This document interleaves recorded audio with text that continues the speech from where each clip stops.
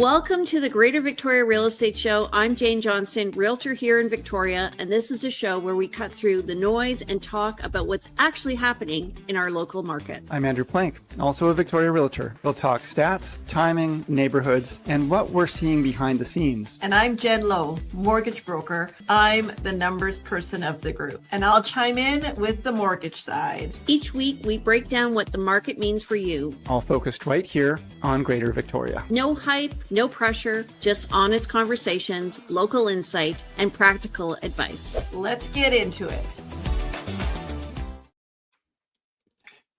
Good morning. Good morning. It's June 17th. We're going to be talking today about some technology in real estate, and Jen's going to be talking about lending.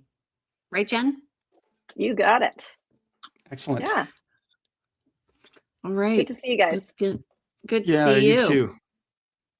Everybody, I hope, had a good week. It looks like it's been busy out there for everybody. Yes. Weather is great too. Oh, man. Yeah, that's a little bit hard to get.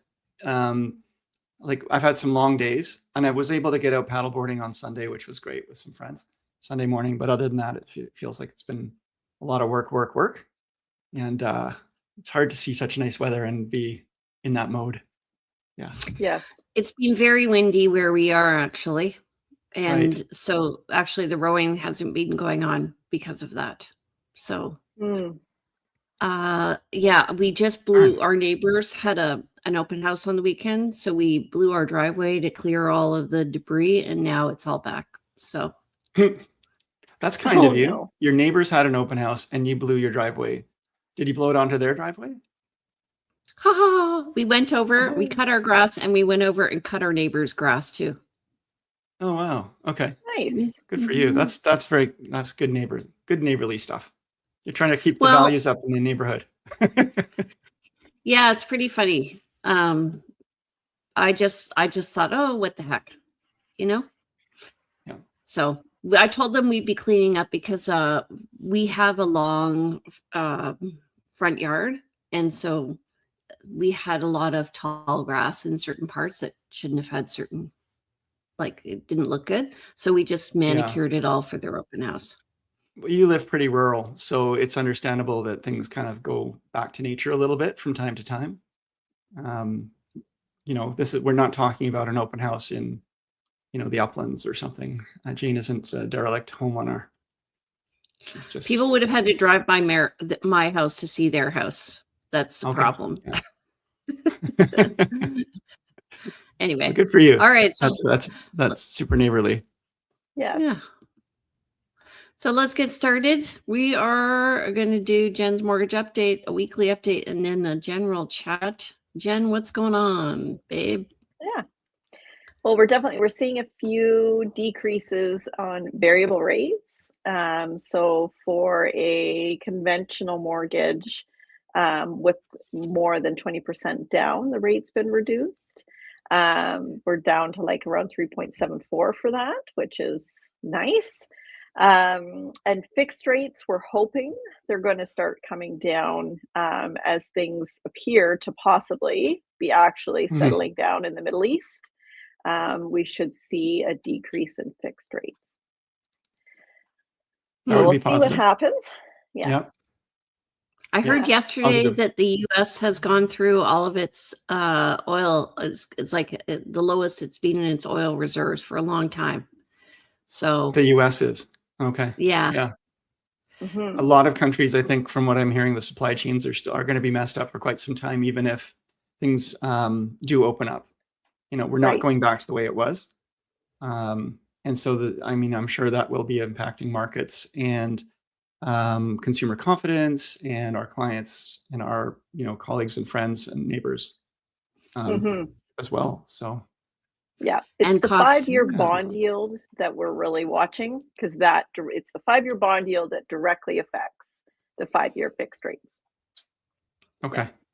But And is the 5-year bond, are the bond yields, and forgive me for being like, a financial not newbie, not Neophyte. newbie, but neophyte. Aren't the 5-year bonds rates like almost like how people are predicting the market will go. Like the bonds are essentially a reflection of how people feel about what the future holds, because they're looking 5 years into the future and saying we're going to be better or worse than we are today, and based on that, those prices are going to go up or down because people are essentially betting on the future. You nailed it. Like when the information came out on Monday that, after I think it was the 40th time or 39 or 40 times that President Trump said that the war is over, there was a positive impact on the bond yields, but we have not seen a change yet on the fixed rates. But that should come if they're actually signing a deal on Friday, which apparently they're supposed to be. But we'll see what happens. Okay. Apparently, it will be read by Mr. Trump, President Trump, out loud. He has promised to read it so that the news media don't get it wrong. Oh, okay. Well, that's smart. I'm looking forward to that. Yes. Yes. And then I just wanted to touch on alternative lending. So I just want to remind people that if your bank says no, that doesn't mean no. There are always options and ways to put it together. And we just want people to be aware that, just because your bank said no doesn't mean another bank will say no, first one. But then if, you don't fit within the parameters of a bank lending, there are alternative solutions. And because there's been higher qualification standards when you're self-employed, things can be a little bit more challenging to qualify with your bank. There are options and lots of them. But you're paying more interest if you go with an alternate lender, right? So your primary lenders, your A lenders, are going to be the lowest interest rates. Your secondary or B lenders are going to be higher interest rates because they're taking on a little more risk. Yeah, that's correct. Yeah, but it could be a situation like if you're self-employed, do you want to pay more tax and increase your income so you can qualify with a bank lender? Or do you pay a higher interest rate on your mortgage and keep that money tax sheltered in your corporation or what have you? So there's good options there. Alternative lenders don't just, they're not looking at your T4. They're looking at if you're self-employed, your business revenue. There's bank statement programs where we're looking and averaging out deposits. If you're a recent immigrant and you don't have the Canadian, haven't established credit yet in Canada, if you have multiple rental properties, that's also harder to qualify for a mortgage as well. Multiple rental properties, like how many is multiple? Like multiple meaning just 2, or multiple meaning like 5 or 10? It could be 2, because usually we're only able to use 50% of that rental income towards the qualification of the mortgage. So if you're, it can affect your total debt service ratio, because if your mortgage payment is $2,000, even if you're receiving $2,000 a month of rental income, we're really only able to use $1,000 of that. $1,000 for the qualification. Yeah. It depends on the lender though, because some lenders, they don't even allow it at all. Others, they have 100% offset, don't they? Yes. There's a difference. There's an offset or an add back, whether it's added back to your income or it's offset off of the mortgage payment. So there's so many different options, which is why I just want to reiterate that, don't be disappointed if your bank says no. There's solutions. Yeah, I always tell, you've got to look at the big picture, right? Are you, is there an opportunity to buy a property that is really unique to you, or is very, let's say it's a really good price, and the higher interest rate is offset by the opportunity. And so this is always about, yes, the lender is looking at you as higher risk, but you are looking also at the opportunity or the reward of, paying higher interest, but getting the reward of this particular property that you wouldn't be otherwise able to get. And sometimes getting into the market, as we all know, when you look back on it 20 years later, is always a good decision. The timing is not always great within a 5-year span, maybe, when you look at it, but when you look at the long term. Exactly. Yeah. Yep. And the goal is always to get the client back into an A lender and create a plan around that, for sure. But yeah, there's lots of options. That's the conversation that I have with clients all the time, who are saying, "Oh yeah, I've already gone to my bank and they've told me I can do this," or they're looking into it, and I just always tell them, look, the bank has a select number of options for you. They're going to shop their own products. They're going to fit you into the boxes that they have already defined as the boxes that they require in order to get approval. They're going to take their time to get back to you because they're a 9 to 5, Monday to Friday, or 9 to 4, maybe Monday to Friday business.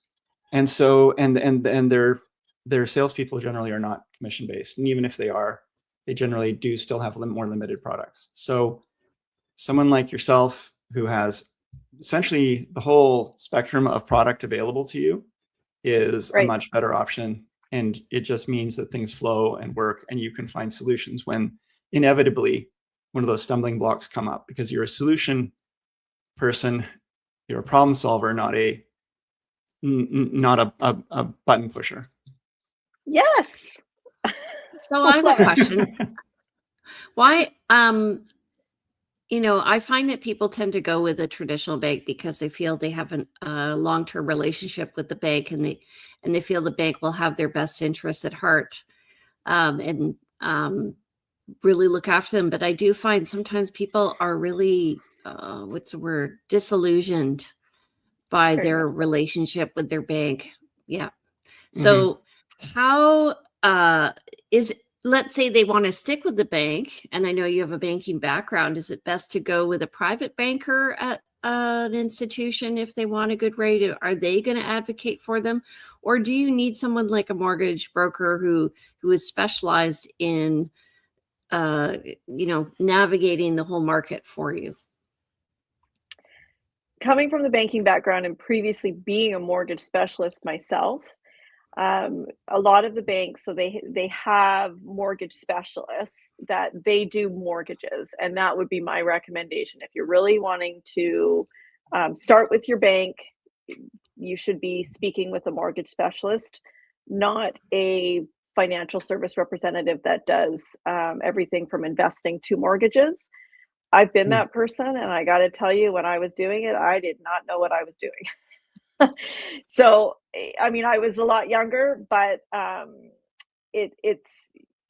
there's no formal training in the banking world, like there is with mortgage brokers. Mortgage brokers, we have to be licensed.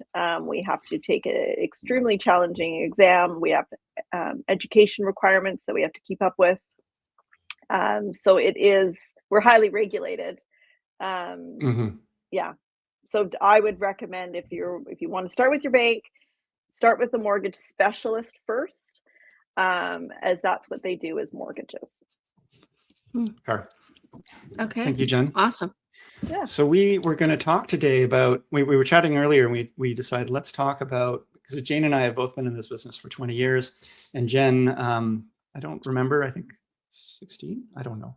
I'm just guessing. I've been a broker for 14, and I've been in the financial industry since 1996. Okay, so you must be old. You've seen more than we have then in that technology span over time. So we were going to talk about what we've seen, what things were like when we first started in the business, maybe some stories we picked up from some of our older colleagues when we first started as well, about how they did it, and maybe what we think is happening in the future. Okay, well, let's first talk about lock boxes, because you know what? When we started, there weren't lock boxes. I remember going with Kent Deans to a listing on Happy Valley, and the key was hidden under the key was hidden under the teapot on the table in the garden. Yeah.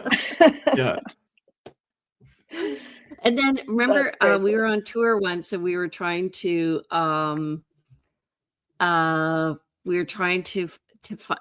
the lockbox, and this older realtor, really nice gentleman, was trying to open it up, And I remember the first time I went viewing with clients and I was trying to use the lockbox and I had no idea. And I was pressing the button so hard and it wouldn't, I didn't realize, like, what do we call it? The baby monitor? Didn't we have one that kind of looked like a baby monitor? This I don't remember. Why have I blanked this out? It must have been so painful an experience. I don't remember. I remember trying to connect our phones to the lockboxes though, because just like today, they had to update and then you'd have to go to the lockbox. And if you had and of course we didn't have the coverage of data, like your cell networks didn't have data coverage to the same degree, or you may not even have had a cell service. So you'd have to update your phone in the morning at home using a code and then go out for the day opening the lockboxes using this code that would be set every day. And if you missed that or the app went down, it was messy. And you were calling colleagues and trying to find an alternate solution and hoping somebody was in the area. Or you'd have to call Supra head office and someone would have to answer and then give you an electronic number and you'd be like 5, 7, 4, and you're like writing it down. Do you remember though we started out with a pager? Yes, we did. And a Palm Pilot. Yeah. And then we had one other device. Yeah. And I look like, I remember thinking, I feel like I'm Dilbert. All I just needed was a roll of toilet paper. When we were talking about the portable printers too, having portable printers. Yeah, I had a portable printer. I only recently sold it, but I had a lightweight portable printer that I kept in the car so that if we were out showing properties and clients wanted to write an offer, we didn't have to go back to the office. We could just get it ready and go, because sometimes, you need to get your offer in and presented as soon as possible because maybe there's 10 other people lined up to present. And this is pre-COVID, well before COVID, we were actually parked on the road with our clients parked behind us. And agents were sort of queued up to go and present in person their offer while the owners were sitting around the table with their agent feeling very, very happy and entitled as you walked in, hat in hand, going, please work with our offer. But if you didn't have sorry, go ahead. I was just going to say, if you don't have your act together, if you don't have the tools to do the business at the time, you always have to be a little bit more cutting edge to be ahead of the next latest and greatest tech. Mm-hmm. I remember when, oh my God, I can't remember his name. He was a developer and his daughter was in business. She's still in business, so I probably shouldn't say his name, but I remember. I do know who you're talking about. Okay. So I remember him being in the office and he had to send strata documents to somebody, and strata documents are hundreds of pages, and him giggling at the fax machine as he was faxing these because he just knew take forever. Take forever, rather. And then when scanning came in, it was like, oh my God, we were still doing contracts by paper, but then on Wednesdays we could scan, or that's what I did. I'm very regimented. So Wednesday mornings I would go in and scan my offers into the office, and I realized I could scan it to my email and email to everybody at the same time. Like, oh my God. And Jane, you're talking about, you'd already presented your offers, had them accepted, but now you're talking about getting the paperwork to the office so they have a record of it. And that's just to clarify. She wasn't just waiting on Wednesdays to make offers. You're not that regimented. No. Yeah. No. But, I think the thing is, for me, well, especially with the lockbox, now it automatically updates on my phone every morning. But I lived in the far end of Machosen at Pearson College, and I could only update my lockbox at the corner of Pearson College and William Head, this one corner, and I'd be like doing my update, and then I would take off. And I remember, like, there usually was no traffic behind me, but every once in a while I'd be like, what the hell are you doing? Right. Yeah. So it takes a while. It's not like it's an instant update either. It's like the old modems where you hear it wasn't the equivalent, but you got that beep, beep, beep, beep. that was The other thing, butchered that. like with technology and Yeah. even house builds, since we've gotten in about how, you know, when Ugh. you used to have like, do you have Cat 4 or Cat 3 technology for hardwiring and making sure you had, where was the internet outlet in every room, and now, Yeah. and telephone outlet and all that stuff and cable, and now it's all Bluetooth. It's so much easier. Everything's smart wired, wirelessly done. But yes, in the day, that was a feature. And just, I remember there was a time where if you had a small footprint condo and it didn't have a flat screen TV on the wall, you couldn't sell it. But the minute you put the flat screen TV on the wall, people were like, oh, I'm going to buy that condo because it comes with a flat screen TV. This TV was the value of the condo. That was Interesting. nuts. The other thing is, I remember going into a house that had a built-in TV, and and so they had the screen right against this cutout in the wall. Only when you went back, it was like 5 feet of the back of the TV. You know what I'm saying? Those in the other rooms. Yeah, because it was a tube TV, right? So it had to go really deep. It was not a flat screen TV. It just looked like a flat screen TV. Okay. Yeah. That's good. I want to go back to Kent Deans. Oh yeah, I love Kent. Kent and I, one of the first listings I ever did was Kent sort of shepherded me through it, and it was a foreclosure. And we were given our Derek Sharp, the managing broker out in the West Shore, had this call come in, I guess, and he says, "Oh, I've got a foreclosure for you." This is back in the days when the managing broker actually gave you business, and people would call the company, not the individual agent, and say, "Hi, I'd like to list my home." So we listed a property on Bryden Court. But what I remember most about this, because was the way that Kent organized his files. And you had a paper file folder, like we do everything digitally now, and everything is organized in online files. But you had a physical file folder, and you'd have you'd get a 2-hole punch, and you'd punch a hole, and then you'd put a little At the top. wire thing through it, and you would 2-hole punch all your documents. You end up with this really thick file with all of these papers you could flip through. And then on the other side of the file folder, you'd have a lined sheet of paper where you would track every showing and every different interaction, date, time, notes. The basic listing information would be on the top of that sheet. And then any other sundry material would go into the file. Did you do the same? Carry it with you. Yeah. You need to carry it with you. You'd have all these files. Yeah. I worked in law for 5 years in my 20s after I graduated from university during a recession. So that tells you how old I am. And so luckily, I think that's what gave me a leg up, I think, actually in the beginning, was I was organized from the beginning. But you've always been, yes, that's true. That's a big one. But it was no, you go ahead. Go ahead, Jane. Oh, I was just going to say, I went on, here we are. Can I jump into this?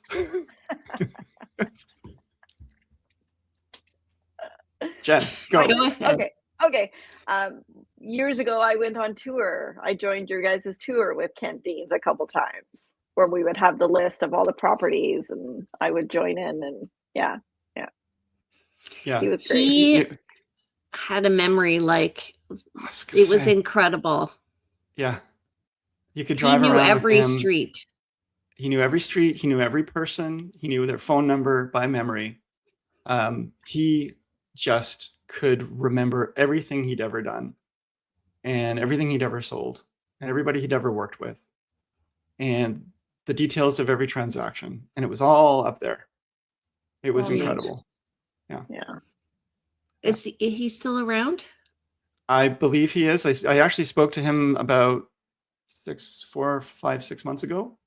And, he lost his wife to cancer. Yeah. And he's been, I think he's met somebody new, and, he used to love to go on cruises and travel and so forth. And I think he's still living some of that, but overall, good.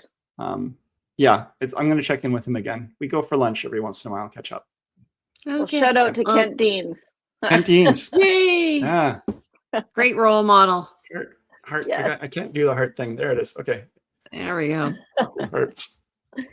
All right. Well, Yeah. let's. So, well, that was, and Kent also had stories of, let's keep on the tech because we were talking about pagers, right? Okay. So prior to us being in this business, I know Kent would talk about, walking. We had pagers too when we first started. But Kent would talk about, his pager would go off and he had to keep a roll of quarters with him all the time because payphone. you didn't have a cell phone, you had a pager. And we had phone booths everywhere. And he would actually go to the phone booth, and Super Kent would go into the phone booth, throw the quarters in and make the calls to return calls to people and talk to everyone. But that was a requirement of the day. That was part of the technology required. You need to have your quarters with you in order to get back to people. Well, when Gmail came in, that really changed everything. Like there was Hotmail before it, but Gmail, just the fact that we could go into the office and check our emails remotely. And so everybody was going from Hotmail to Gmail. And then people would leave their emails open on the desk and you'd be like, okay, well, I don't need to see Andrew's correspondence.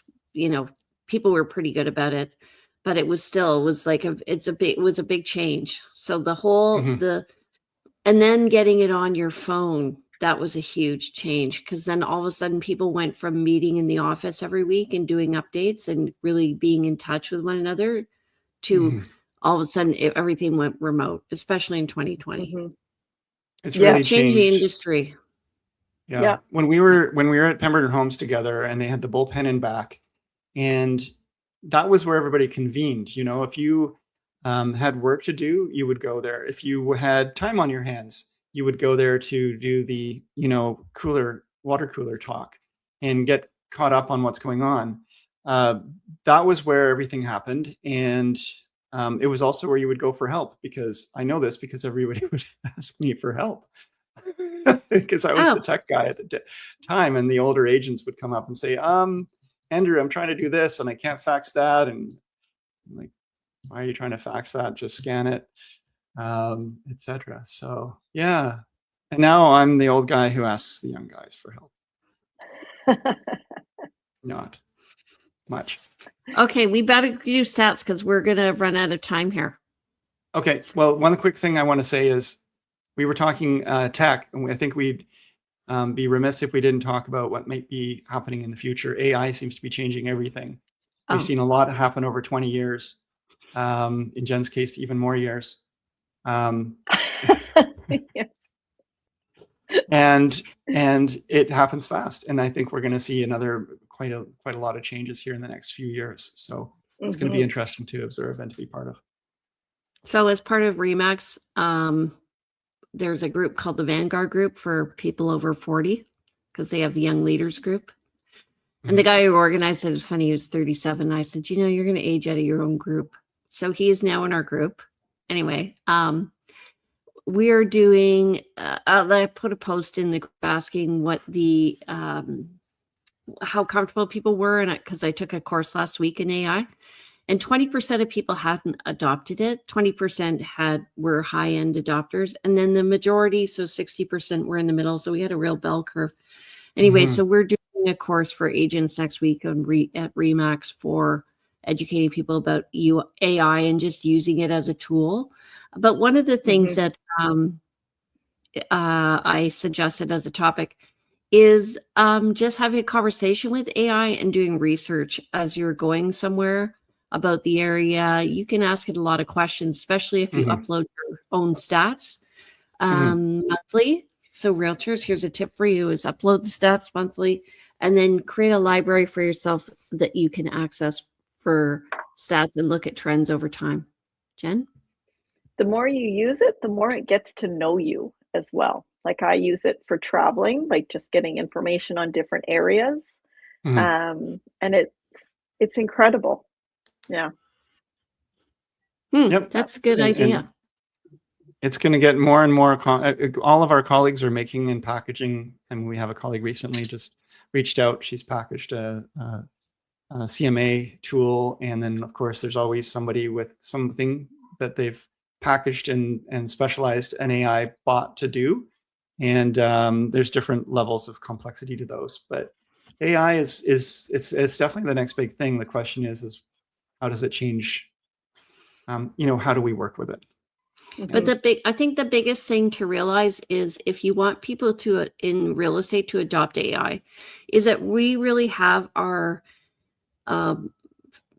fingers in the weeds all the time. And so to adopt it, we actually need an assistant to help us adopt it, or we need to train the assistant to help us adopt it, because if they expect the agent to adopt it without the help, it won't work. No, we need the help. Let's just like we need help with this show that we're doing. And we've all seen also how much video, Jane, you're quite good with this, how much video has changed in how much more it's used in our industry, and how much it's become much more of a personality business of broadcasting some of who you are and what you're up to, and that's become part of the business. But the video tech is another thing we didn't even touch on, but it's huge. Okay, well, let's move on to stats, unless you guys want to chime in with anything else. No, I've been moving on. Okay, weekly stats. Andrew, take it away, buddy. 329 new listings in the last week. That's down from 437 the week before. We had 157, sorry, I can't read. 67 pendings versus 186 the week before. 190 price decreases versus 216 the week before, and 54 expireds versus 63 the week before. So, this says to me, when I look at it, the price decreases are still significant. They're higher than the pendings. So that says to me, people are probably not getting viewings, and that's why they are doing the price decreases, or they're getting feedback on price. Definitely. And I'm watching, I've got clients on my client update portals, and a couple of them are sending updates when they get an update. And in the past, it used to be, a new listing has come up for this client. A new listing has come up for this client. You would see this, and then every once in a while, you would see this property is price decreased that now meets their criteria. Now I'm seeing the predominantly price decreases, and every once in a while, a new listing that meets their criteria. It's mostly things are coming into their range because of price decrease. Which really begs that the fact that we should be setting up their portals so that they are able to see more expensive listings so we can negotiate down. True. Yeah, and we have done that. We tend to push the envelope. I tell clients, like, let's look at beyond what you're willing to pay. There's nothing worse than them saying, this one just popped up onto my feed, I want to see it, when they haven't been aware of it in the past. And it's nice for them to actually be able to see it, and when it reaches their price threshold, they're more prepped to jump on it. Or maybe they've already done the drive-bys or some looking, or as you say, get ahead of it and make that that lower price offer because they recognize it's been around a while. So that means our list to sale ratio, because we've had less listings show up this week, our list to sale ratio is actually at 50.76% compared to last. Yeah. But that's new. I think it's relatively, it's looking at new. Okay. So net unconditional sales, we're at 343 compared to 760 for the month of June in 2025. We're at 788 new listings so far to date. So we're halfway through the month, and last year we had 1,545. So we might match that. And total active listings, we are above at 4,075 compared to 3,778 last year. June. 10% of the total active listings have had a price reduction in the last 2 weeks. Basically, right? Yeah. Wait a sec. Yeah. Let's go back to that. So I added 190 and 216. 190 is not 10%, it's 5%, right? I said the last 2 weeks. Oh, in the last 2 weeks. I guess if we counted 2 weeks worth, yeah. If we double that, yeah. Oh, yeah, right. Yeah. Okay, so 190 and 216, correct. Sorry, don't correct the mortgage broker who knows numbers better The than numbers. I do. Do not ever correct her. I like numbers. All Okay, right, well, I think Desiree. that's it for me, guys. Well, thank you. Okay. That was a good show. Yeah. You want to sign I us off gotta run. there, buddy? Or Okay, shall well, I sign thanks us off? everyone. This is the Greater Victoria Real Estate Show. I am loving if you guys could, we are loving if you guys could like, if you could subscribe, if you would please comment and share. I'm Andrew Plank. I'm with the Vibe Collective at Royal LePage, and part of, the Vibe Collective, as I mentioned, it's a team of myself, Courtney Fiala, and we've got a full-time assistant. And we're happy to help you. I'm at 250-360-6106. And my email is info@andrewplank.com, and check out the website, andrewplank.com, or the website, realvibe.ca. I am Jen Lowe, mortgage broker with Dominion Lending Center's Modern Mortgage Group. My cell number 250-217-4925. Email is jen@jenlowe.ca, and my website is jenlowe.ca. All right, and I'm Jane Johnston. I'm with the Briar Hill Group at Remax Camosun. My number is 250-744-0775. My email is jane@briarhillgroup.com. You can also check me out on our website, me and Sean, at briarhillgroup.com. And my Instagram is realtyteacher_Remax_Victoria. And we are moving our podcast to Wednesday mornings. And the reason for that is just so that we have a little more control over our days, partially because of technology yesterday. Thank you. Thank you very much. You got it. Good point. Good point, Jane. Very timely. Okay, everyone, we will see you next week. Thanks so much. Again, every week on now, not Tuesday afternoons, but Wednesday mornings is when we will be recording, and then it should go live later in the day. All right, everyone. Thanks so much. And we will see you next week. Thanks, everyone. Bye.